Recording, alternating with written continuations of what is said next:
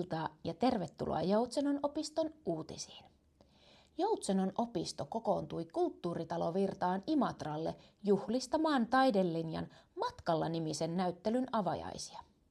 Näyttelyssä on esillä opiskelijoiden opistovuoden aikana valmistamia maalauksia, grafiikkaa ja keramiikkateoksia. Avajaisiin saavuttiin sankoin joukoin, sillä opistolta järjestettiin yhteiskuljetus kaikille opiskelijoille ja henkilökunnalle. Tilaisuudessa kuultiin kuvataidelinjan opiskelijan pitämä puhe, jossa hän kuvasi ryhmän yhteistä matkaa ja näyttelyn merkitystä tekijöille.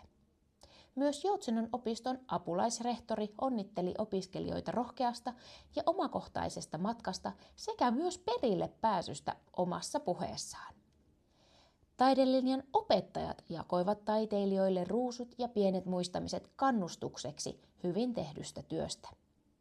Tunnelmat avajaisissa oli lämmin ja juhlava ja monelle opiskelijalle tämä onkin ensimmäinen ja erityisen tärkeä mahdollisuus esitellä omaa taidettaan yleisölle.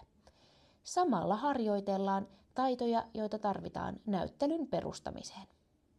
Kaikille avoin ja maksuton näyttely on avoinna Kulttuuritalo Virrassa 2. päivä maaliskuuta saakka. Käy siis itsekin katsomassa, millaista taidetta Joutsenon opiston kuvataidelinjalla on tämän lukuvuoden aikana tehty. Tässä olivat tämän kerran uutisaiheet. Kiitos seurastanne ja näkemiin.